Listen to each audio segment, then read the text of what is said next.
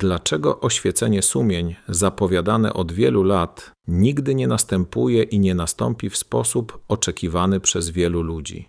To wydarzenie miałoby w jednej chwili otworzyć oczy wszystkich ludzi na ich stan moralny, co z pozoru wydaje się obietnicą duchowego przebudzenia, w rzeczywistości ujawnia bardziej ludzkie oczekiwania. Kto bowiem najbardziej pragnie takiego zbiorowego doświadczenia?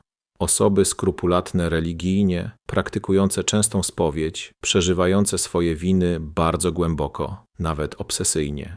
Oni żyją w przekonaniu, że każde przewinienie, choćby najmniejsze, może sprowadzić ich na drogę potępienia. A gdy widzą, że inni ludzie traktują swoje życie moralne z większym luzem, nawet lekceważeniem, rodzi się w nich frustracja.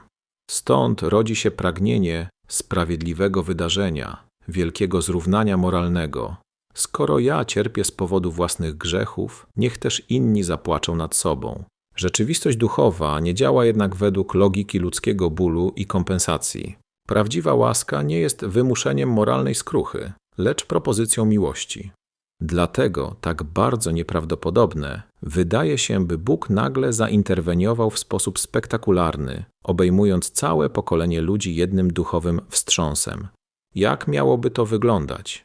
Czy nawet dzieci miałyby zostać objęte tą wizją winy i grzechu? Czy osoby niewierzące, wychowane bez świadomości grzechu, nagle miałyby zrozumieć swoją winę tak, jak widzą ją osoby pobożne? Tego rodzaju obraz jest nie tylko teologicznie wątpliwy, ale i psychologicznie oderwany od rzeczywistości. Ludzkie serce nie przemienia się przez strach czy przymusowe objawienie win, lecz przez spotkanie z bezwarunkową miłością.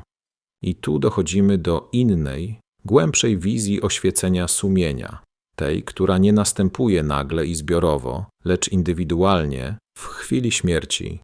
Wtedy każdy człowiek, nawet dziecko, staje wobec pełni prawdy o sobie, ale ta prawda nie koncentruje się na grzechu, nie chodzi o katalog win, lecz o fundamentalny wybór, czy przyjąć miłość Boga, czy ją odrzucić.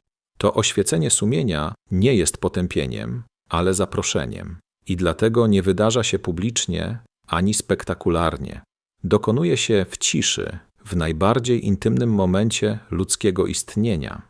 Jedyny prawdziwy znak oświecenia sumień już został dany. Człowiek nie potrzebuje nowych objawień, wizji i duchowych szoków. Wystarczy, by stanął w prawdzie przed krzyżem i pozwolił sobie spojrzeć w kochające oczy ukrzyżowanego Chrystusa.